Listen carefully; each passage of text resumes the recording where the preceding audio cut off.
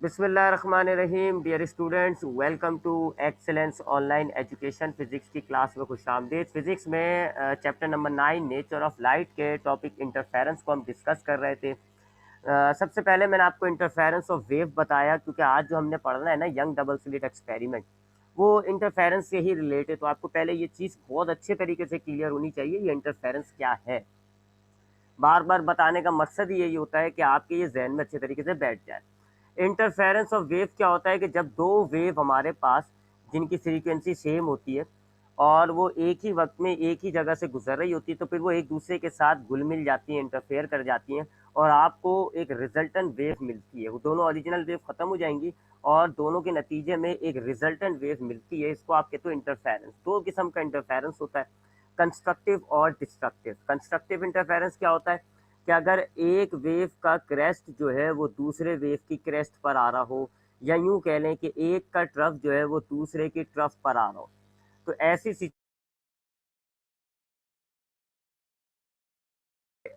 जो दो किस्म का इंटरफेरेंस होता है, एक कंस्ट्रक्टिव कहलाता है, एक डिस्ट्रक्टिव कहलाता है।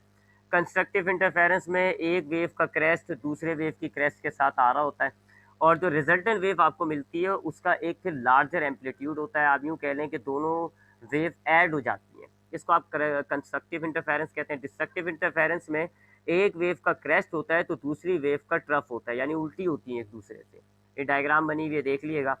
और इसको आप डिस्ट्रक्टिव इंटरफेरेंस कहते हो। डिस्ट्रक्टिव इंटरफेरेंस में जो आपकी रिजल्टेंट वेव बनती है उसका एम्पलीट्यूड बहुत छोटा होता है, दोनों वेव से छोटा हो रहा होता है। ठीक है, एक लिहाज से दोनों वेव का एम्पलीट्यूड माइनस हो जाता है। ठीक है जी, तो ये दो किस्म का इंटरफेरेंस होता है। फिर हमने बात की लाइट के इंटरफेरेंस की। लाइट में भी इंटरफेरेंस होता है और चूंकि इंटरफेरेंस एक वेव की प्रॉपर्टी होती है, लिहाजा जब लोगों ने लाइट पर इंटरफेरेंस ऑब्जर्व किया तो फिर लोगों ने माना कि लाइट जो है वो एक वेव है। ठीक है, ये मैं आपको पहले भी बता चुका हूँ कि पहले लाइट को पार्टिकल्स माना जाता था, लेकिन जैसे ही लाइट का इंटरफेरेंस का फिनोमेना ऑब्जर्व किया गया तो फिर इस बात को माना गया कि लाइट वेव है, क्योंकि इंटरफेरेंस का फिनोमेना वेव में होता है। तो इंटरफेरेंस ऑफ लाइट क्या होती है कि जब दो लाइट वेव एक ही जगह से एक ही वक्त में गुजर रही होती हैं, तो फिर वो भी वेव की तरह एक दूसरे के अंदर इंटरफेयर कर जाती हैं, वो भी एक दूसरे को तब्दील कर देंगी और इस फिनोमेना को आप कहोगे इंटरफेरेंस ऑफ लाइट। यहाँ पर भी लाइट के इंटरफेरेंस में भी दो ही टाइप होती हैं, कंस्ट्रक्टिव इंटरफेरेंस होता है, एक डिस्ट्रक्टिव इंटरफेरेंस होता है। वही मामला है कि अगर एक लाइट वेव का क्रेस्ट दूसरे की क्रेस्ट पर आ रहा होता है तो फिर कंस्ट्रक्टिव इंटरफेरेंस होगा, और अगर एक का क्रेस्ट दूसरे के ट्रफ पर आ रहा होता है तो डिस्ट्रक्टिव इंटरफेरेंस होता है।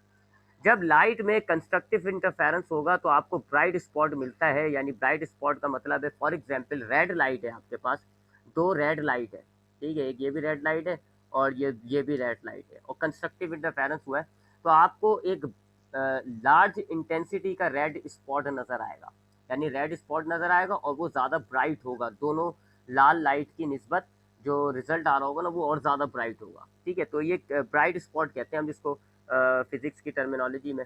तो जब लाइट के अंदर कंस्ट्रक्टिव इंटरफेरेंस होता है तो याद रखिएगा ब्राइट स्पॉट आएगा, और जब डिस्ट्रक्टिव इंटरफेरेंस होता है तो डार्क स्पॉट आता है, यानी दोनों लाइटें खत्म हो जाएंगी, काला धब्बा आ जाएगा वहां पे। ठीक है, तो इसको हम कहेंगे कंस्ट्रक्टिव और डिस्ट्रक्टिव इंटरफेरेंस। तो लाइट भी इंटरफेरेंस शो कर रही है, दो वेव लाइट की अगर आपस में एक ही जगह से एक ही वक्त से गुजर रही होंगी तो आइदर वो कंस्ट्रक्टिव इंटरफेरेंस कर लेंगे या डिस्ट्रक्टिव इंटरफेरेंस कर लेंगी। कंस्ट्रक्टिव इंटरफेरेंस होगा तो ब्राइट स्पॉट मिलता है, डिस्ट्रक्टिव इंटरफेरेंस होगा तो डार्क स्पॉट मिलता है। उसके बाद हमने ये भी बात की थी पाथ डिफरेंस की। जाहिर बात है कि एक वेव ज़रूरी नहीं है कि दोनों वेव जो हैं वो एक ही लाइन से आ रही हो। ठीक है, एक वेव ये है जी, सपोज कर लें, चले इसको हम ऐसे नहीं बनाते कि स्ट्रेट लाइन में बना लेते हैं। अब ये वेव आ रही है जी एक, और एक ये वेव आ रही है, दो लाइट वेव आ रही है। अब ये दोनों यहाँ पर मिल रही हैं, यहाँ पर इंटरफेरेंस होगा। ठीक है, हाँ। हम पाथ डिफरेंस की बात कर रहे थे, तो पाथ डिफरेंस क्या होता है कि सपोज करें जी एक ये लाइट वेव आ रही है और एक ये लाइट वेव आ रही है, दोनों अलग अलग रास्ते पर है। ठीक है, यहाँ पर तो जाहिर बात है इंटरफेरेंस नहीं होगा क्योंकि दोनों अलग अलग स्पेस में, यहाँ पे भी नहीं होगा। यहाँ पर अब ये दोनों वेव मिल रही हैं इस ए पॉइंट पर, तो अब यहाँ इंटरफेरेंस होगा। ठीक है ना, क्योंकि यहाँ दोनों वेव मिल गई हैं, अब यहाँ पर दोनों वेव जो है वो एक दूसरे के अंदर इंटरफेयर कर जाएंगी। लेकिन अब जाहिर बात है हमें नज़र आ रहा है कि एक वेव जो है उसने थोड़ा सा कम डिस्टेंस तय किया हुआ है, एक ने ज़रा ज़्यादा, इसने कम डिस्टेंस तय किया हुआ है, इसने ज़्यादा, तो अब इन दोनों के अंदर पाथ डिफरेंस पाया जा रहा है। तो वो पाथ डिफरेंस जो है वो डिटरमाइन करेगा, ये है पाथ डिफरेंस। ये जो लाल लाइन बना दी ना मैंने, इतना इसने एक्स्ट्रा डिस्टेंस तय किया है। अगर आप यहाँ से यहाँ नापो, यहाँ से ना यहाँ नापो, ये सेम होगा, ये वाली जो है एक्स्ट्रा डिस्टेंस दिया हुआ है। तो अब दो अलग अलग लाइनों से आपकी लाइट वेव आ रही है, ए पॉइंट पर जाके वो इंटरफेयर कर रही है, लेकिन हमें नज़र आ रहा है कि एक वेव ने कम फासला तय किया हुआ है, एक ने ज़्यादा फासला तय किया हुआ है। इसका मतलब है दोनों वेव के अंदर पाथ डिफरेंस पाया जा रहा है। अब ये जो पाथ डिफरेंस होता है ये डिटरमाइन करेगा कि आपका ये जो यहाँ पर ए पॉइंट पर इंटरफेरेंस हो रहा है वो कंस्ट्रक्टिव होगा या डिस्ट्रक्टिव होगा। कैसे? अगर ये पाथ डिफरेंस आपका एन लैम्डा है तो आपका कंस्ट्रक्टिव इंटरफेरेंस होगा, और अगर ये path difference M plus half lambda है तो आपका डिस्ट्रक्टिव इंटरफेरेंस होगा। ठीक है, that is called path difference. ठीक है जी। तो ये हमने इसको काफ़ी डिटेल में बात की थी, मैंने आपको नीचे डायग्राम में भी दिखाया था ये सारा। ठीक है, आई होप ये बात आपको क्लियर होगी, तो मैं रिपीट कर रहा हूँ। तो जहन में रखिएगा कि क्योंकि अभी पाथ डिफरेंस का मामला बड़ा यहाँ पे पेचीदा होने वाला है, क्या नाम है, यंग डबल स्लिट एक्सपेरिमेंट में। तो जहन में रखिएगा कि अगर दो वेव अलग अलग रास्तों से आ रही हैं, एक पॉइंट पर आके इंटरफेयर कर रही हैं, अब जाहिर बात है इन दोनों वेव में से किसी ने कम फासला तय किया होगा, किसी ने ज़्यादा फासला तय किया होगा, यानी कि दोनों के पाथ में डिफरेंस पाया जा रहा होगा। अगर वो डिफरेंस आपको एन लैम्डा मिलता है तो आप समझ जाओगे ए पॉइंट पे कंस्ट्रक्टिव इंटरफेरेंस होगा, ब्राइट स्पॉट मिलेगा। और अगर आपके पास दोनों वेव के दरमियान जो पाथ डिफरेंस है वो एम प्लस हाफ लैम्डा है तो फिर आप कहोगे कि डिस्ट्रक्टिव इंटरफेरेंस हुआ है। एक छोटी सी एग्जांपल ले लेते हैं, उसके बाद फिर देखेंगे कि ये सपोज करें एक लाइट वेव आ रही है और एक ये लाइट वेव आ रही है, दोनों ने मिला ए पॉइंट पर इंटरफेरेंस हो गया। अब हम देखते हैं जी कि हमारे पास दोनों वेव के दरमियान ये जो लाइट का फासला है ना, ये एक्स्ट्रा है, ये पाथ डिफरेंस। अगर इसको मैं हटा दूं, ये देखिए जी, मैंने इसको हटा दिया अगर, तो अब दोनों लाइट ने सेम फासला तय किया हुआ है। ठीक है, लेकिन ऐसा नहीं था, ये तो मैंने हटाया हुआ है। ये है जी कुछ एक्स्ट्रा फासला जो दूसरी लाइट ने तय किया हुआ है, तो that is path difference, S से हम इसको डिनोट करते हैं।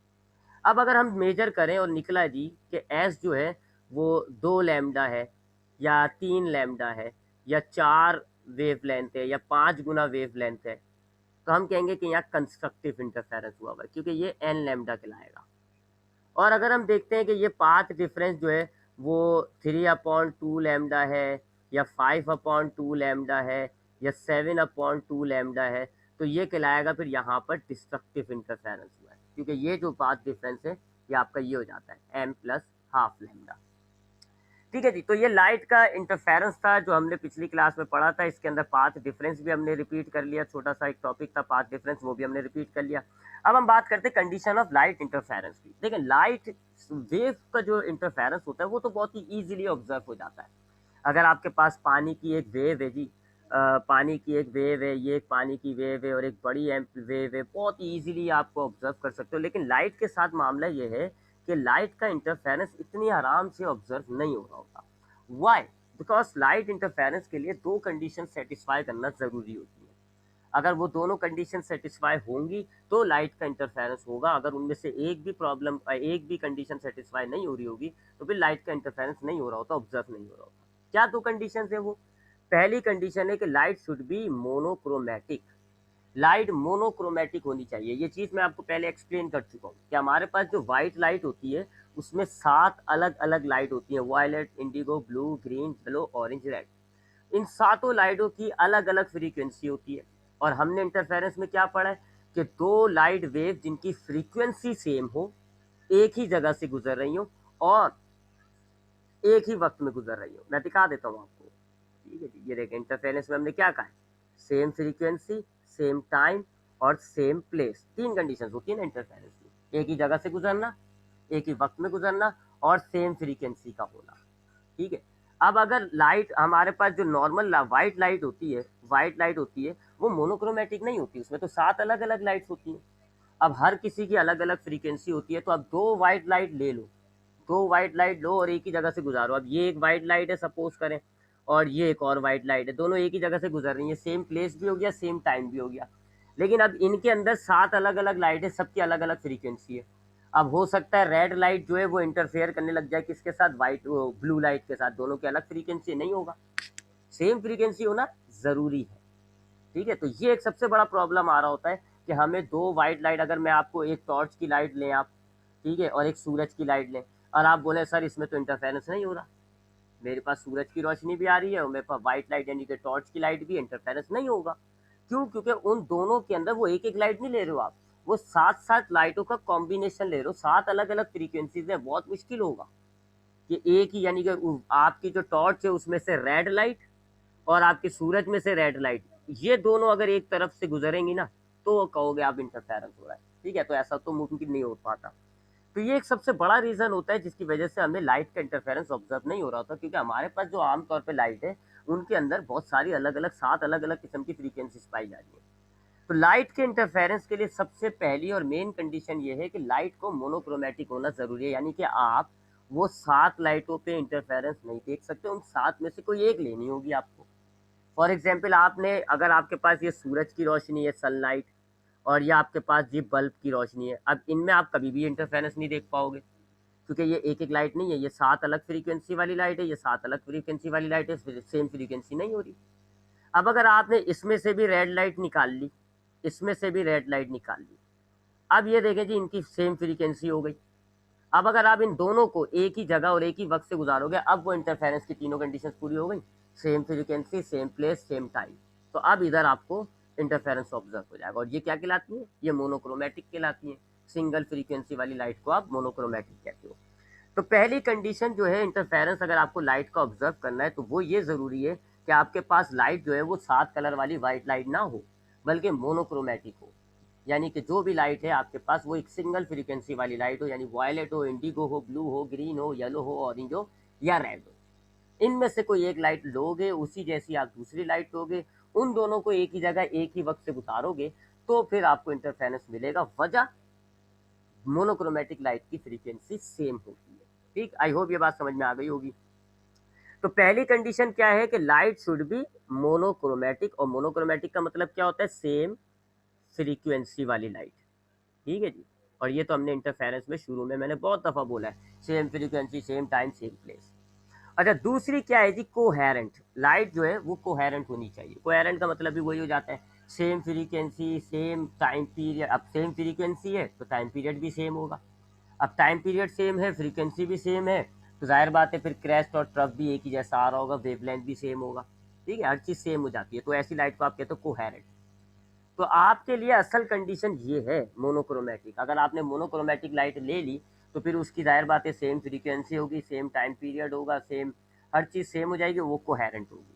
ठीक है, तो ये एक सबसे बड़ा इम्तिहान होता है लाइट के इंटरफेरेंस को ऑब्जर्व करने के लिए, कि लाइट को मोनोक्रोमेटिक और कोहेरेंट होना चाहिए।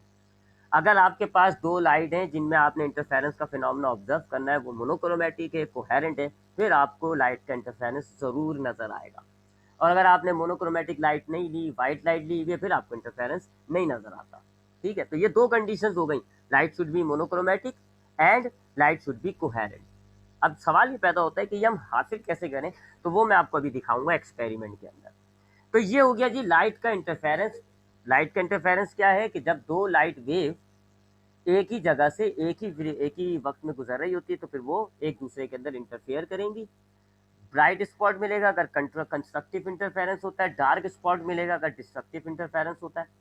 कंस्ट्रक्टिव इंटरफेरेंस में दोनों वेव के दरमियान पाथ डिफरेंस एन लैम्डा होना चाहिए, जबकि डिस्ट्रक्टिव इंटरफेरेंस के में दोनों वेव के दरमियान जो पाथ डिफरेंस है वो एम प्लस हाफ लैम्डा होना चाहिए। ठीक है, ये एम और एन जो है ये ऑर्डिनरी नंबर होते हैं, 1 2 3 4 वगैरह। और लाइट का अगर आपने इंटरफेरेंस ऑब्जर्व करना है, बेहतरीन तरीके से ऑब्जर्व करना है, तो दो कंडीशंस आप पूरी कर लें। पहला, लाइट जो है वो मोनोक्रोमेटिक होनी चाहिए, सिंगल फ्रीक्वेंसी वाली लाइट होनी चाहिए। और दूसरा, लाइट कोहेरेंट होनी चाहिए। जाहिर बात है मोनोक्रोमेटिक ले लोगे अगर आप सेम फ्रीक्वेंसी वाली, तो फिर वो कोहेरेंट ही होगी। तो सिंपल जबान में बोलूँ तो अगर आप एक रेड लाइट ले रहे हो तो सामने भी रेड लाइट होनी चाहिए। अगर आप ब्लू लाइट ले रहे हो तो सामने भी ब्लू लाइट होनी चाहिए। अगर आप एक रेड लोगे एक ब्लू लोगे, इंटरफेरेंस नहीं होगा, क्योंकि रेड की और ब्लू का फ्रीक्वेंसी डिफरेंट होगा। फ्रीक्वेंसी डिफरेंट होगा तो ना तो वो मोनोक्रोमेटिक हो जाएंगी, ना वो कोहेरेंट होंगी। और फिर सेम फ्रीक्वेंसी, अगर सेम फ्रीक्वेंसी नहीं होती तो फिर आप भले उनको एक ही जगह एक ही वक्त से गुजारें, इंटरफेरेंस नहीं होता। अच्छा जी, आगे बढ़ते हैं जी। अब हम आते हैं यंग डबल स्लिट एक्सपेरिमेंट पे। मैंने आपको बताया यंग डबल स्लिट एक्सपेरिमेंट। अगर कोई सवाल हो बेटा, ये बहुत टेढ़ा टॉपिक है और सबसे इंपॉर्टेंट टॉपिक है जो अब आप पढ़ लो, तो कोई सवाल हो, माइक तो शायद आपके ऑफ है, फ़ौरन से मुझे चैट पे बोल दिएगा, ठीक है? जिस चीज़ पे भी कन्फ्यूजन हो मुझे चैट पे बोल देगा, मैं उसको रिपीट करूँगा, ठीक है जी? यंग डबल स्लिट का एक्सपेरिमेंट मैंने आपको बताया था नेचर ऑफ लाइट में कि सबसे पहले जब लाइट के नेचर पे सवाल उठाया गया था तो न्यूटन ने इसका जवाब दिया था कि light is made up of particles. Light particles पर मुश्तमिल होती है और पार्टिकल्स की तरह वो जो है अपनी लाइट ऐसी चल रही होती है, उस पार्टिकल्स को उसने कॉर्पससेल्स का नाम दिया था। फिर उसके बाद एक साइंटिस्ट आया था क्रिश्चियन हाइजीन, और क्रिश्चियन हाइजीन ने बिल्कुल एक यूनिक बात बोली, क्या कि जी light is not made up of particle बल्कि light is a wave. Light एक वेव होती है, लेकिन उसको इस बात का सपोर्ट करने के लिए कोई उसके पास एक्सपेरिमेंटल एविडेंस नहीं था। यंग के उसके पास क्रिश्चियन हाइजीन के पास कोई एक्सपेरिमेंटल प्रूफ नहीं था, ठीक है जी? अब लाइट जो है अगर आप वेव मानते हो तो फिर आपको कोई एक्सपेरिमेंटल प्रूफ होना चाहिए। तो वो जो एक्सपेरिमेंटल प्रूफ है जो सबसे पहले प्रोवाइड किया गया, जिसने लाइट को वेव साबित किया, क्रिश्चियन हाइजीन की वेव थ्योरी को सही साबित किया, उसको एक्सपेरिमेंटल एविडेंस प्रोवाइड किया, वो ये था यंग डबल स्लिट एक्सपेरिमेंट। ये एक साइंटिस्ट था थॉमस यंग। थॉमस यंग ने एक एक्सपेरिमेंट किया, नाम क्या है इसका? Thomas young. Thomas Thomas young ने लाइट पर एक एक्सपेरिमेंट किया और उस एक्सपेरिमेंट की मदद से इसने लाइट के अंदर इंटरफेरेंस को साबित किया। He proved that light can interfere, interference of light साबित किया इसने एक एक्सपेरिमेंट के जरिए। और जाहिर बात है, हजार बार बता चुका हूँ, इंटरफेरेंस ऑफ जो इंटरफेरेंस का फिनोमेना है वो वेव का होता है। लिहाजा अगर इसने इंटरफेरेंस ऑफ लाइट साबित कर दिया तो इनडायरेक्टली इसने ये बात साबित कर दी कि light is a wave, light एक वेव है। और क्रिश्चियन हाइजीन की थ्योरी को इसने पहला एक्सपेरिमेंटल प्रूफ प्रोवाइड किया, और ये बहुत बड़ा ब्रेक थ्रू था, क्योंकि अगर ये एक्सपेरिमेंट आप तारीख में से निकाल दें तो आज तक लोग जो है लाइट को पार्टिकल समझ रहे होते हैं, और लाइट की जितनी भी वेव टाइप प्रॉपर्टीज है हम उसको कभी स्टडी ही नहीं करते। और अगर हम लाइट की वेव टाइप प्रॉपर्टीज को स्टडी नहीं करते तो आज आपकी फिजिक्स बहुत पीछे होती है। इस पर किसी दिन सुकून से बात करूंगा मैं,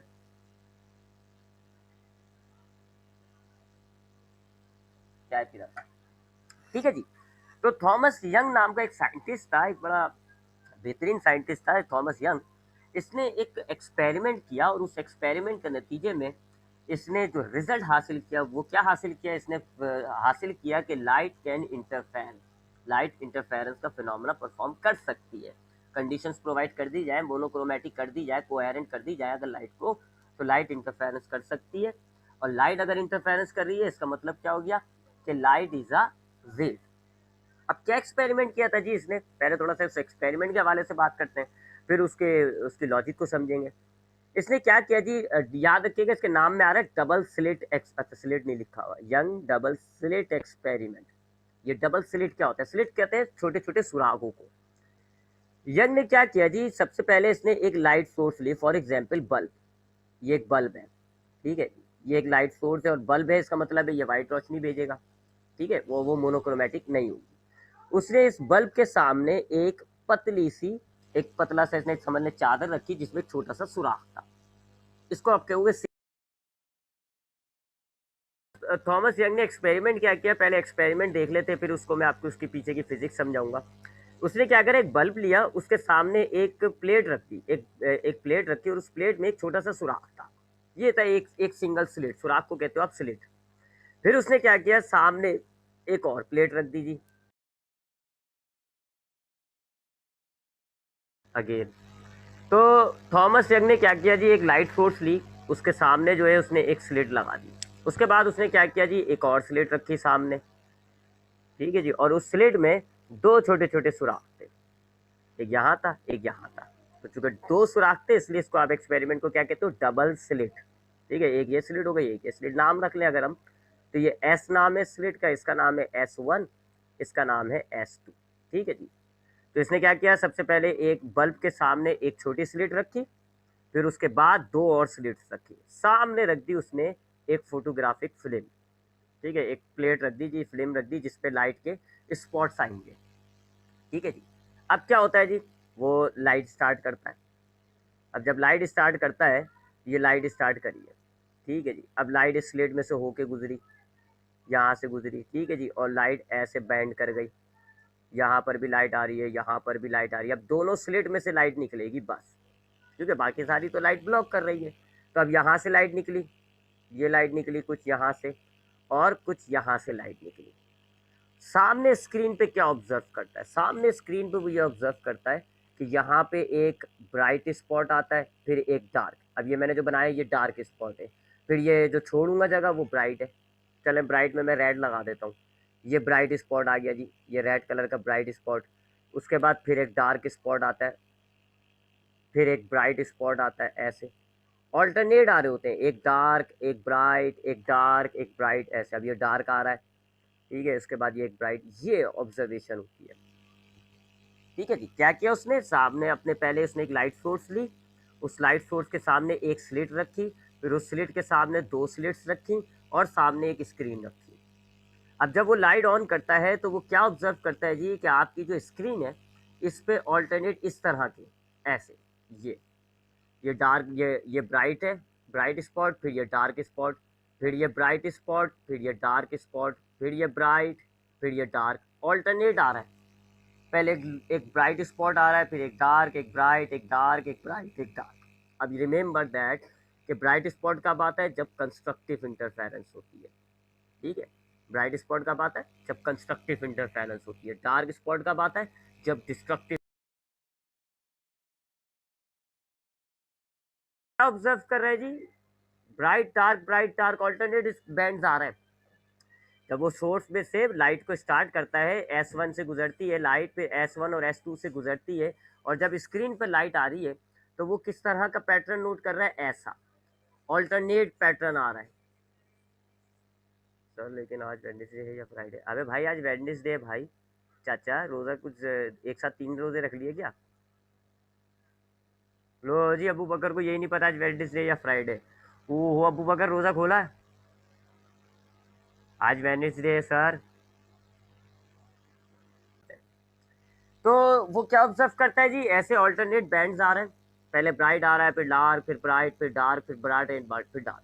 अच्छा, ये तो आपको अभी बताया है जी, आपको बता चुका हूँ कि ब्राइट स्पॉट का मतलब होता है कंस्ट्रक्टिव इंटरफेरेंस हुआ है। तो यहाँ पर जहाँ जहाँ ये ब्राइट स्पॉट आ रहा है ना, यहाँ यहाँ यहाँ, इधर कंस्ट्रक्टिव इंटरफेरेंस हुआ। जहाँ जहाँ डार्क आ रहा है, ये डार्क आ रहा है, ये डार्क आ रहा है, ये डार्क आ रहा है, यहाँ डिस्ट्रक्टिव इंटरफेरेंस हो रहा है, इंटरफेरेंस का क्लू आ रहा है। अच्छा जी, अब इस एक्सपेरिमेंट के ज़रिए ये बात कैसे साबित हो रही है कि लाइट एक वेव है? पहली बात तो ये इंटरफेरेंस हो रहा है, ये सब हम आपको एक्सप्लेन करते हैं। अच्छा जी, सबसे पहली बात कि इसने ये 2 स्लिट्स रखी क्यों है? ठीक है, फिर हम ये एक-एक करके इसके पूरे एक्सपेरिमेंट को समझेंगे। सबसे पहली बात, इसने ये 2 स्लिट्स क्यों रखी? देखिए, मैंने आपको बताया था कि लाइट की कंडीशन होती है कि लाइट का इंटरफेरेंस शो करना है, अगर आपको लाइट का इंटरफेरेंस ऑब्जर्व करना है, तो कंडीशन क्या है कि लाइट शुड बी मोनोक्रोमैटिक। ठीक है, और कोहेरेंट। ये होना ज़रूरी है जी, कि लाइट जो है वो मोनोक्रोमैटिक हो और लाइट जो है वो कोहेरेंट हो। ठीक है जी। अब इसने क्या किया जी, ये जो लाइट आपकी यूज़ कर रहा था, इसको जब इसने एक सिंगल स्लिट से निकाली, अब ये एक ही लाइट आ रही है, ये एक ही किस्म की लाइट है, सपोज करें जी रेड लाइट है। अब इसने जब इसको यहाँ से और यहाँ से गुजारा, तो ये एक ही लाइट है जो अलग अलग जगहों से निकल रही है। समझ में आई बात? सपोज करें ये रेड लाइट आ रही है, ये रेड लाइट है जी। अब इसके साथ कोई दूसरी लाइट ना मिल जाए इसको, तो इसी रेड लाइट के इसने 2 टुकड़े कर दिए। कैसे? मैं यहाँ से ये मिटा देता हूँ। इस रेड लाइट के इसने 2 टुकड़े कर दिए। कैसे 2 टुकड़े किए जी? इसने एक स्लिट से पहले उसको निकाला, ये एक स्लिट से लाइट आ रही है, ठीक है जी। अब ये पूरे यहाँ पर फैल रही है। अब इस एक ही लाइट को ये 2 अलग अलग सुरागों से निकाल रहा है, तो यहाँ से भी लाइट निकल रही है और यहाँ से भी निकल रही है।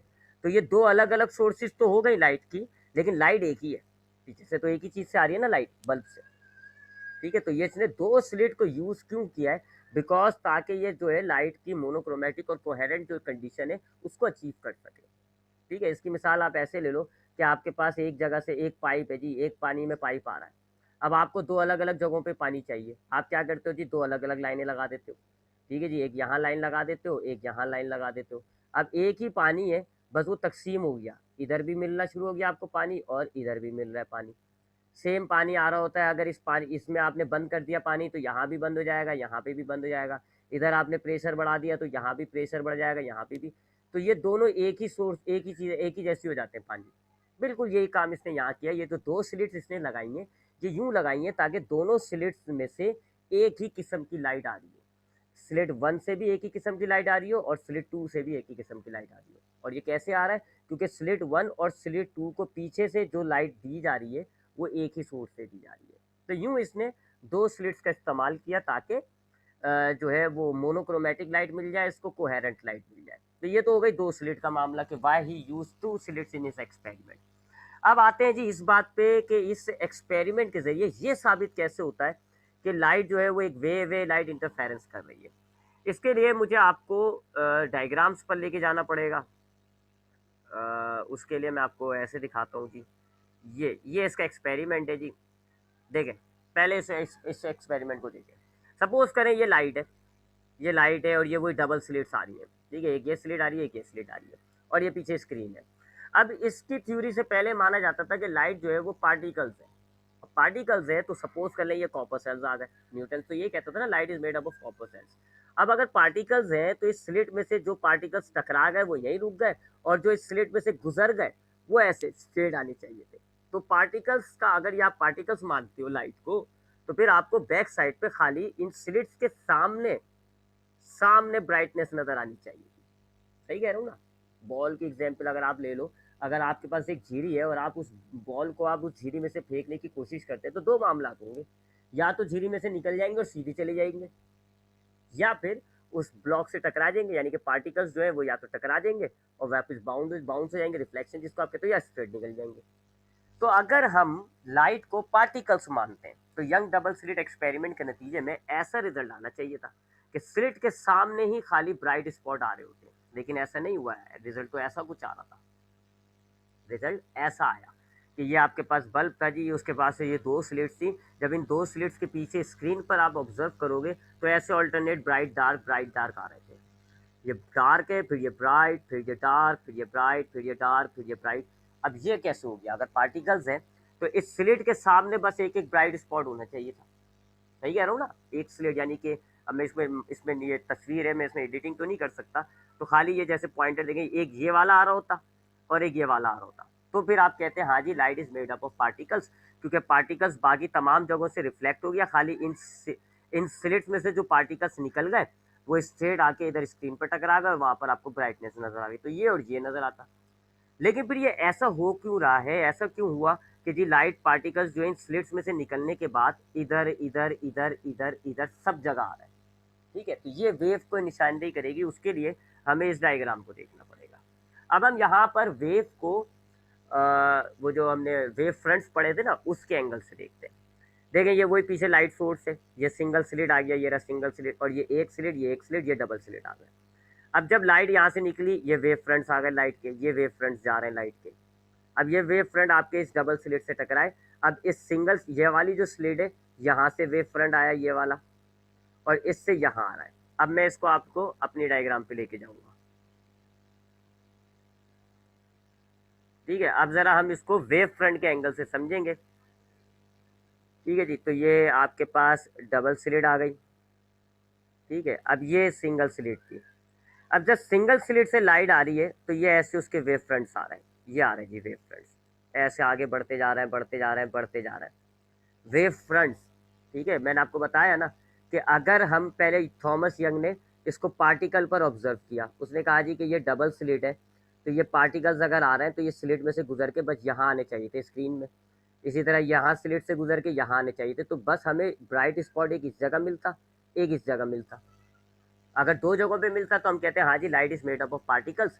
क्यों? क्योंकि स्लिट में से पार्टिकल्स गुजर के स्ट्रेट लाइन में आ गए। लेकिन ऐसा नहीं हो रहा, हमें तो ऑल्टरनेट मिल रहा है, हमें तो ब्राइट यहाँ पे भी मिल रहा है, यहाँ पे भी, यहाँ पर भी, यहाँ पर भी, यहाँ पर भी, यहाँ पर भी। अब ये कैसे हुआ, ये उसको एक्सप्लेन करता है कैसे, अब वो मैं दिखा रहा हूँ आपको। अच्छा जी, अब पार्टिकल की नज़र में तो उसने देख लिया एक्सप्लेन नहीं हो रहा है एक्सपेरिमेंट, अब वेव की नज़र से देखता है वो। तो वेव की नज़र से क्या देखता है जी कि उसने यहाँ से सिंगल स्लिट से ये वेव फ्रंट्स बनाई, ये आ रही सारी वेव फ्रंट्स, और अब ये डबल स्लिट्स पर आ रही है। तो जो पहली स्लिट से आ रही है वेव फ्रंट वो ये आ गई, ये आ रही है जी पहली स्लिट से वेव फ्रंट्स। ठीक है जी, ये आ गई बहुत सारी, ये स्क्रीन आ गई आपकी। चलिए स्क्रीन को अभी हम हटा देते हैं। और दूसरी स्लिट से जो आ रही है वेव फ्रंट, उसको मैं दूसरे कलर से दिखा देता हूँ, ब्लू से। तो ये दूसरे स्लिट से वेव फ्रंट्स आ रही है। अब देखें जी, ये दोनों वेव फ्रंट्स एक दूसरे को जगह जगह काट रही है ना? देखें जी, ये दोनों, एक ब्लू वेव फ्रंट है, एक रेड वेव फ्रंट है, दोनों मोनोक्रोमेटिक है, दोनों एक ही सोर्स से आ रही है, दोनों एक ही लाइट है। लेकिन अब आप देखें जगह जगह ये वेव आपस में मिल रही है, एक इधर मिल रही है, देखें एक यहाँ मिल रही है, एक यहाँ मिल रही है, इसी तरह एक यहाँ मिल रही है, यहाँ मिल रही है, यहाँ मिल रही है। यहाँ इंटरफेरेंस हो रहा है। दो वेव जब आपस में एक ही जगह टकराती है, क्या होता है? इंटरफेरेंस होता है ना। जब एक वेव, दो वेव एक जगह टकरा जाएंगी, यहाँ पर अब वो सेम प्लेस सेम टाइम पे गुजर रही है, इंटरफेरेंस हो रहा है। इसी तरीके से देखें, यहाँ पर भी वेव मिल रही है, यहाँ पर भी ये दोनों वेव मिल रही है, यहाँ पर भी वेव मिल रही है, यहाँ पर भी, यहाँ पर भी। इसी तरह इसको और बढ़ाओगे तो यहाँ पर भी। तो अब यहाँ पर ये इंटरफेरेंस होता जा रहा है, इंटरफेरेंस होता जा रहा है। यहाँ पर आपको एक स्पॉट मिलता है, डार्क या ब्राइट जो भी होगा। अगर ये कंस्ट्रक्टिव इंटरफेरेंस हो रहा है, दोनों वेव क्रैश क्रैश मिल रही है, तो ब्राइट स्पॉट आएगा। ट्रफ और क्रैश मिल रही है तो डार्क। इसी तरीके से यहाँ देखें, यहाँ पे इंटरफेरेंस होगा, यहाँ इंटरफेरेंस होगा, यहाँ इंटरफेरेंस, यहाँ इंटरफेरेंस। ये एक लाइन में इंटरफेरेंस